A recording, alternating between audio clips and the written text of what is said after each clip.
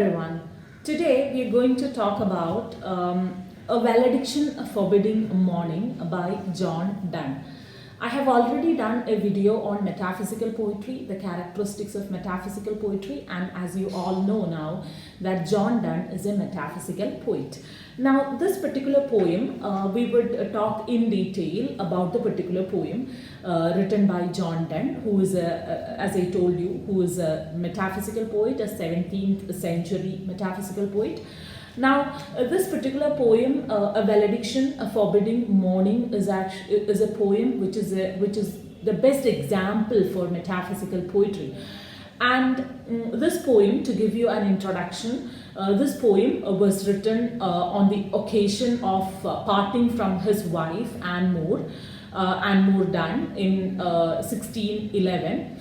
And it is on that particular occasion that he talks about love. He talks about love. He talks about parting. He talks about separation. How should a good separation be? And if you do not take this poem as something which is dedicated to Anne Moore, we see that we do not have the description of the speaker, or in the sense we do not know who the speaker is. In the sense we do not know what gender the speaker belonged to, whether he's a man or whether he's a woman. We are not sure of that. So we can, of course, if you take away the historical, the biographical details of the author, we can take this particular poem as the best example of a very unconventional love poem. And as you know, Donne is very unconventional in his writing. He does not write in a typical the conventional, the Petrarchan, the mellifluous sort of writing. He does avoid the smoothness that we usually are so used to. He does avoid the usual, the stereotypical, the patterned form of writing. Instead, what he does is the language itself is very dramatic, as you know, which is the feature of metaphysical poetry. It is very dramatic and it is very vivid and startling at times.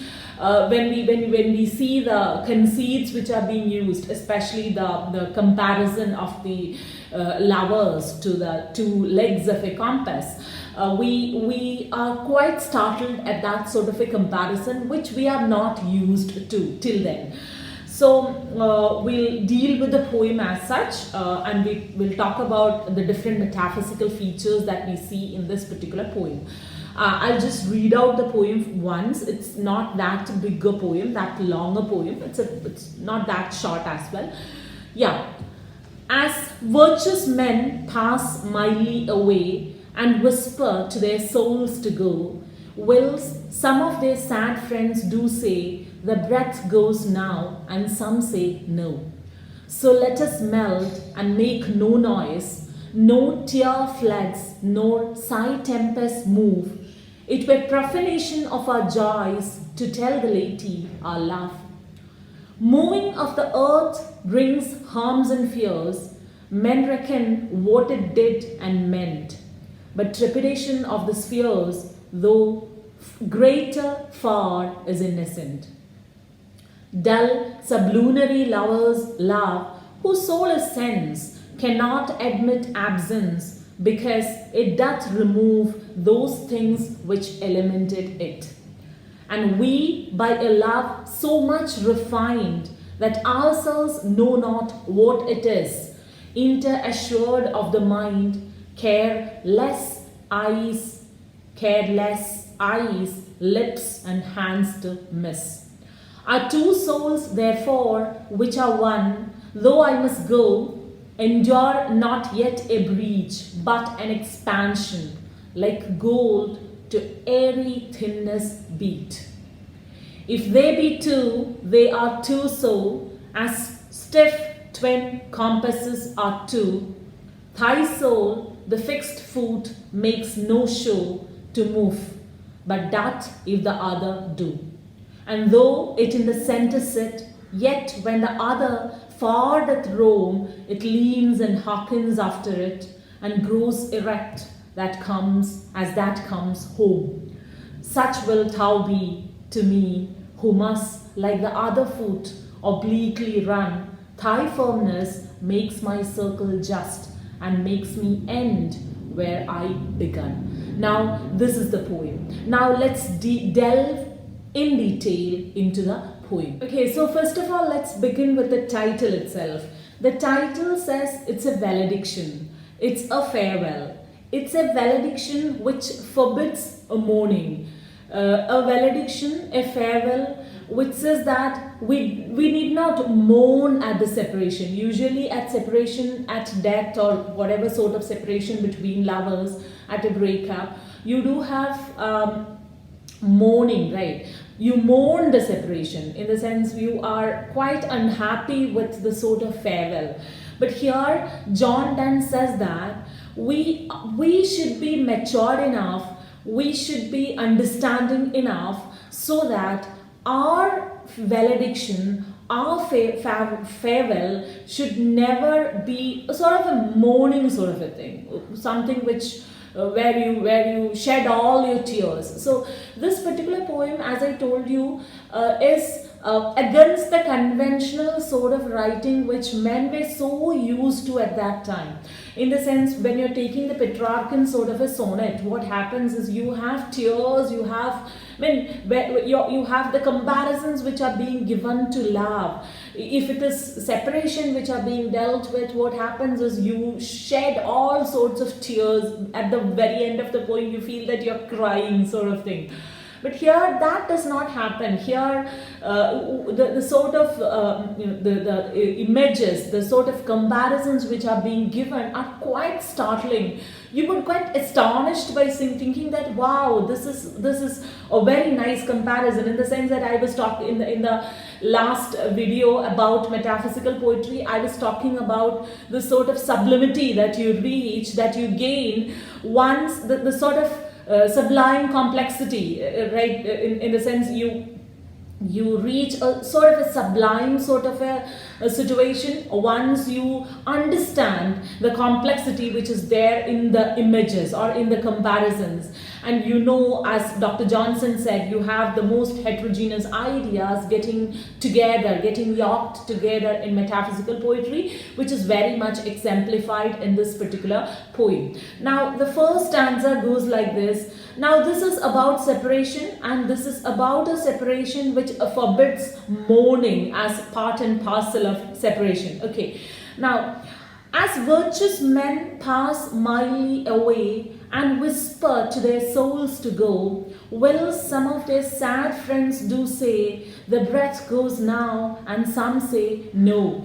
Now the comparison is like this. We the lovers, of course, as I told you, if you're taking the biographical detail of John Donne, this is a farewell which happens when this is something which happens when he is separated, when he is going to be separated from his wife and more. Now, if you're taking it that way, or if you're not taking it that way, if you just take it as two lovers, the lover says that we should pass, we should separate. Our separation should be like the death of virtuous men. What happens with virtuous men? Virtuous men, when they have a problem or when they are dying, they usually do not create a kind of hullabaloo. They do not create a sort of sound and fury. It would be completely in a sort of silence, in a sort of a wise silence that they would pass.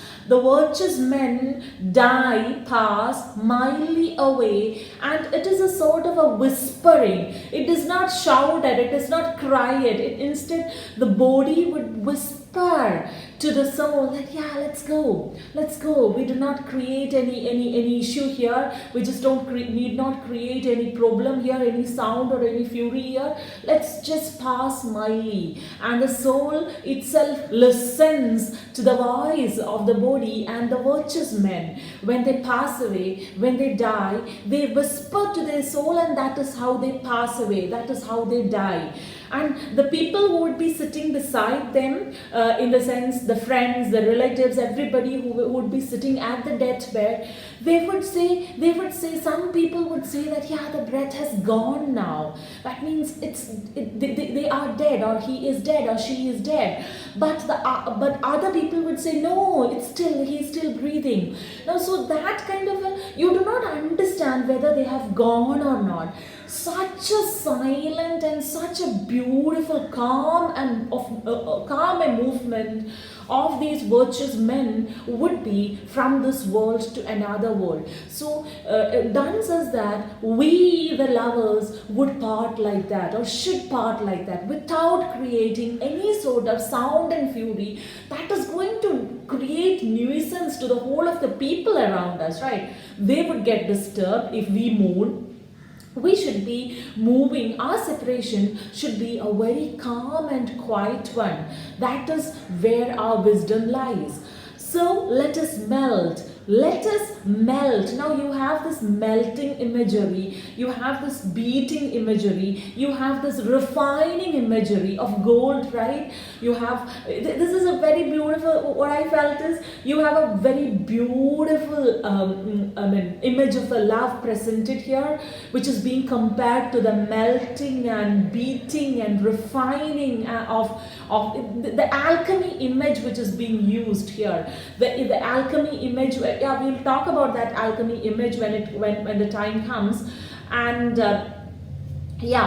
and what happens is, so let us melt and make no noise. We'll talk about that alchemy image later on when gold comes. So you have, let's melt. It's melting. It's not creating. You need to melt into it. Melt into death. From life to death, it should be sort of a melting. It should be so slow a process, so gradual a process, so calm and quiet a process that we should not make any sort of problems, right? It should not be like you put a pan on the burner and you pour, you get it heated and you pour some water onto it and there is a loud noise coming. It should not be like that. It should be just like you melt something, right, in water. So no tear floods nor sigh tempests move. This is actually kind of a criticism against the conventional form of poetry which is being written at that time. Because you see, when you are taking any love poetry at that time, you see that it is like you have tear floods, as I told you before, you have sigh tempest, the heaving of the sighs, right? In your love. So it would be a sigh tempest. It were profanation of our love to tell the laity of our love. So it would make our love profane if you're going to tell. See, common people, very common people, I'm not ready to tell about my love to common people, because common people would never understand what we go through, right? If we create sort of tear floods, if we create sort of sigh tempests, etc., and if describing your love to laity. Laity means common people. Common people in the sense, those people who do not understand, who would not understand our love. I am not ready to profane our love by declaring these sorts of things to common people. So instead, let's make no noise. Let's not create any sort of tear floods. Let's not create sigh tempest, and let's move on. Now, the next stanza, moving of the earth. Now, first comparison was to the dead people, to those virtuous men who die.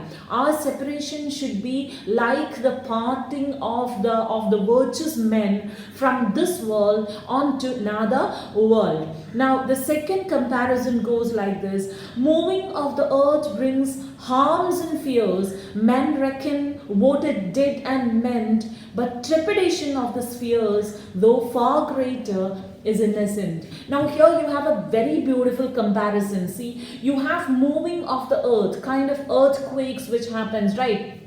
which obviously brings harms and fears to us. The earthquake which happens, moving off the earth, what happens is it creates so many harms to human beings. Fears, it brings about fears because it creates noise, right? The whole earth quakes, and what happens is there is noise, the buildings are crashing down, trees are falling, so many things happen, and there is the people are crying, everything happens, and the whole place gets cracked and gets broken.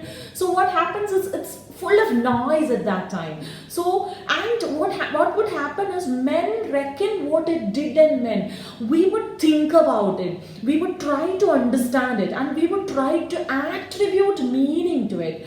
Once you try to attribute meaning into something, it gets lost. So what happens is, our love should not be like the earthquake which creates harms and fears to others. Instead, our love is much more than that. It should be like the trepidation of the spheres, right? Spheres, though far greater far, is innocent. I hope you are familiar with the rotation and revolution of Earth, right? See, you have this orbital movement or orbital motion of the Earth around the Sun, which is called revolution, and the earth spinning. So what happens is, the earth is spinning in its own axis, it's rotating, at the same time it is revolving around the sun. That is far greater, but it is innocent. We do not know that we are moving, and our love should be like that. And you have this in this particular stanza, you have this the geocentric, or I mean the Copernican and the Ptolemaic discourses coming in, the geocentric and the heliocentric concepts. So, see, as I told you before, you have metaphysical poetry. Who was it? It was Abraham Cowley who said that they were men of learning, and showing their learning was their primary aim. So what happens is, you have lots and lots of imageries which are being brought from different discourses. Especially here you have astronomy coming in, and you have the universe, you have and later on you have the image of alchemy coming in, the gold coming in. So you have mathematics coming in. So all these discourses are coming in. So in order to show they were men of learning, their erudite scholarship were shown, were getting expressed through the poetry that they were writing. Then the next stanza, dull sublunary lovers love, whose soul is sense, cannot admit absence, because it doth remove those things which elemented it. So now he is comparing his love to dull sublunary lovers. See what happens, sublunary means sub of lunar, I mean below lunar, something which is situated between between earth and moon, or something which is associated with not of that great. Okay, so dull sublunary lovers. Now sublunary, in the sense, sublunary lovers, a focus would be sense. Sublunary lovers, a focus would be sense. So for them, they cannot admit absence, because for sublunary lovers, because they could not admit absence, physicality matters for them. Physicality matters for them. Physique matters. Presence matters. Now here Donne says that we are not sublunary lovers. We can admit absence. See, for sublunary lovers, because for them senses do matter. You need to see. I mean, out of sight, out of mind. That is what dull sublunary lovers are. Out of sight, out of mind. Now what happens is, for these people, you should be present so as to be loved. Once you are absent, once there is a gap between them, once there, see, you know that during that time, during Donne's time, It's like people go to some places, and it would take quite much of a time. It was not like the current scenario. Like you get into a flight and you reach Dubai in 1 or 2 hours. Not like that. Not like that. So you take sometimes months or sometimes years so as to come back. So there is kind of absence there. So for dull sublunary lovers, if you take away the physique of this particular person, because that physique elements it. It is that physique, it is that physical presence, it is the senses which elements love, which is the reason for their love. Now, if once the things which are elemented are being taken away, once the senses are being taken away, once the physique is being taken away, you just stop loving altogether. That is how dull sublunary lovers are. And we are not like that. We can admit absence. Our love is much more psychological. Our love is much more kind of something which is a soul-to-soul relationship, not a body-to-body relationship. Right? Now we see that there is this connection of love to death, which is of course a feature of metaphysical poetry. Like you see in the first stanza, you have this connection of love to death, which is a feature of the association of death. I mean, the association of love to death is obviously a feature of metaphysical poetry, because that is not something conventional, that is not something which is so used to. And you see that in the next stanza, it was the description of the earthquake and the preparation of the spheres. Now what happens is, the sphere of the earthquake, or the world of the earthquake, is the world of the senses. That is the world of the dull sublunary lovers. The dull sublunary lovers actually belong to the world of the earthquake, or the world of the senses, whereas we, the lovers, belong to the trepidation of the spheres. Our world is the world of mind. So our world is the world of soul, right? Now, it's only great minds, it's only great people, it's only those people who understand the value of soul, who understand the value of mind-to-mind relationship, who would be able to understand our love. That is why laity is not able to understand our love, because for laity, their world belonged to the physicality. Their world belonged to the world of senses. And for we people, we are somebody great, and our love deserves something great, because we belong to the world of minds. We belong to the world of trepidation of spheres. Now the next stanza, but we by a love so much refined. So we are not dull sublunary lovers. Our love is much more refined.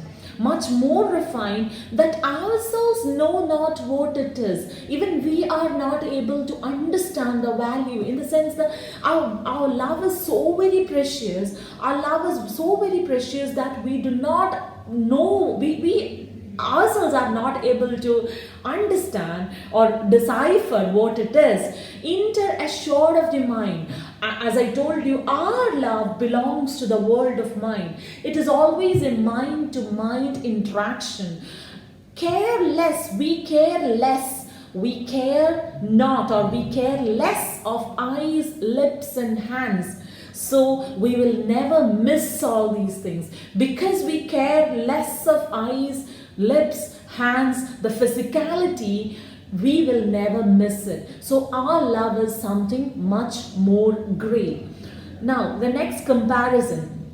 Our two souls therefore which are one, though I must go, endure not yet a breach, but an expansion like gold to airy thinness beat. Now this is a very beautiful comparison, comparing to the alchemy. Alchemy is a process from where gold is being taken, extracted from baser metals. So what happens is, gold is a very beautiful imagery in this particular poem, in the sense that what you get from your love is gold.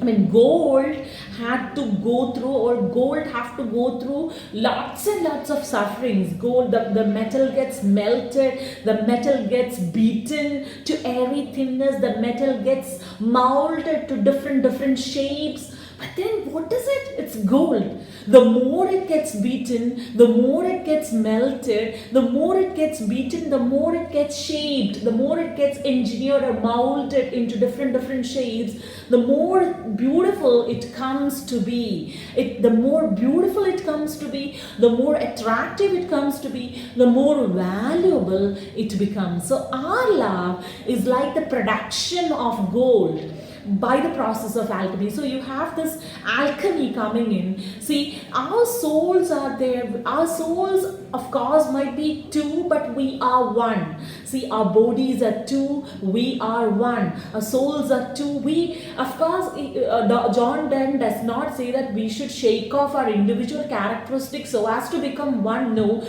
that is why you have this image of stiff compass, right? You are two, but you are one, attached by the very precious, very valuable bond of love, which ties you up, but at the same time, you do have your own individual characteristics.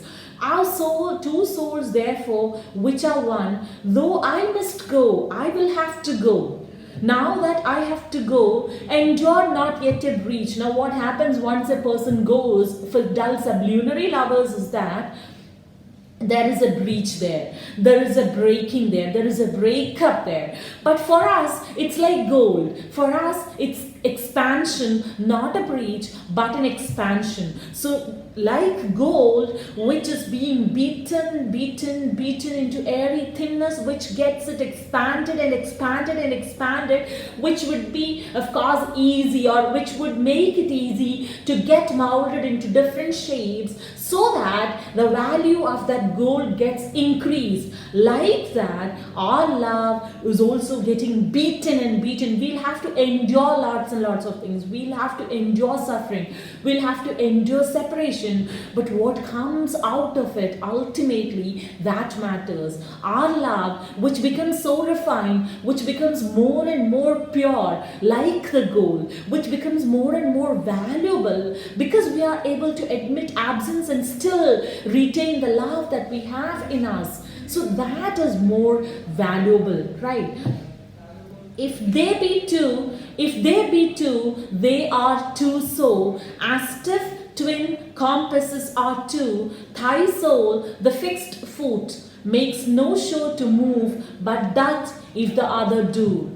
If they be two, they are two so. Now you have this metaphysical conceit of comparing love to stiff twin compasses. It's not the other compass, it is the compass that you use when you draw, right? This is a very beautiful image. I'll explain it. Now this is the compass, right? This is the compass, and what happens is, like the stiff twin compasses, what happens is you need to have both the legs of the compass so that you can draw a circle. Now what happens is, one leg of the compass should be so fixed there. It is not supposed to shake even a bit. Because I hope you're familiar with, I mean, you might be remembering the moments when you draw, or when you drew this circle using a compass. Most of the time what happens is, the fixed foot would move, would shake, and what happens is that it would not bring about a complete circle, right? That happens when we were studying in high school. So what happens is, the leg which is fixed should be so fixed that it should not shake even a bit. That only if you are ready to stay that way, ready to be constant that way, constant without moving a bit mentally, that I would be able to complete this circle, or we would be able to complete this circle. So in order to complete the circle of life in a full manner, in a perfect manner, you should remain constant. Now here, most of the critics say that it is an anti-feminist talks about woman being constant all the time and man man could go about anywhere that he wants to. He can explore, and women are supposed to be constant there. If you're taking this particular poem as a poem where John Donne is speaking to Anne Moore, then that is the case. You can take this poem as a poem which is against woman, right? Which focuses on the constancy of woman, on the chastity of woman, whereas it does not focus on what a man is doing. But if you're taking this poem as such, or if you're taking a new critical reading where you take away all those biographical and historical details of a particular poem, you see that you do not have a speaker here. You do not know the gender of the speaker. There is no description of he or she here, right? Did we read any he or she here? No, right? So what happens is, in that case, we can say that anybody, whether it is a man or a woman, constancy, commitment, sincerity matters in order for the completion of the circle. Okay, this is that is what I felt like. So, thy soul, the fixed foot, your soul, if your soul is fixed, if either of your soul is fixed, the other makes no show to move. If it does not move, if you move a bit, that is going to create problems. It's only then I would be able to complete the circle. And though it in the center sit, I would be sitting in the center, and yet when the other far doth roam. When you draw the circle, you might be thinking, it's a beautiful imagery, right? Beautiful conceit it is, right? In the sense, the compass is here, you draw the circle, whereas this particular leg would be hearkening after it. It would lean, right? It would lean after it. It would just lean, and so that the circle is completed. So you move, and I would move along with you alone. I would not shake a bit, so that both of them combinedly, would be able to complete that circle, and you would reach where you began. Otherwise, you would not reach where you begin, right? You begin somewhere. It's like we drawing circles when we were in school. When I draw circles, this is what happened. The center would get shaky, and I would not be able to complete the circle, and then I would draw another circle, kind of thing. So, in order to come back to the home itself, you need to be very constant. Such will thou be to me. So you will be like that for me, you who must, like the other foot, obliquely run. But your firmness makes my circle just. It's only your firmness, your unshakiness that makes my circle just and makes me end where I began. Then only I would be able to complete the circle in the clear. So this particular image that we were talking about, that is the image of the compass, the metaphysical conceit where love is being compared to legs of the compass. This image of the compass talks about the unity in separation. As I told you, they are two. The legs are two, but still it is getting tied by the concept of love that is there in the minds of both lovers. So there is this unity in separation, right? They are separated, but they are one. The legs of the compasses are two. The individual identity is still there, whereas they are bound by love. So for the compass, in order for the compass to function as the compass, one leg, both legs should be there, right? Both legs should be there. One leg breaks, you cannot complete the compass. The compass stops to be a compass, right? So in order to, one leg shakes away from there, the circle gets destroyed. So it can also be read in this way, if it is, you could of course read in a woman-centered way, in the sense that the woman could be taken as the controlling force. If you do not have this fixed circle, so in that sense, the woman becomes the controlling force which controls the periphery, right? Which controls the periphery around. So you could of course take this particular poem in a feminist way as well as in the anti-feminist way. Okay, so this poem of course talks about a fidelity in relationships, or a commitment in relationship, or loyalty in relationship, so that the complete circle of life gets done. So the different metaphysical features that we see in this particular poem is, you have to compare, as I told you before, as Abraham Cowley told, they write erudite poetry. They are highly knowledgeable people. So what happens is they bring about images from different parts. Say you have cosmology dealt here, you have alchemy dealt here, you have the soul body connection, you have mathematics brought here. So you have lots and lots of things brought. And this is a very radical and very different and very startling way to explain things. We have never thought of love as being compared to a compass. We have never thought of love as being compared to the beating of the goal, the blacksmith imagery which is being brought. So that is how he brings about. That is the sublime complexity that we reach, the sublimity that we reach by the complexity, by understanding the complexity. We reach a kind of aha moment. There is an aha moment after reading this particular poem. The two compasses, the love, the circle. Wow, such a beautiful thing, right? And the gold which is being produced, the most beautiful gold product which is being produced by beating and beating and beating and melting sort of thing. Wow, that is such a beautiful comparison. Now this is what we feel after reading this poem. I hope you understood it. Thank you.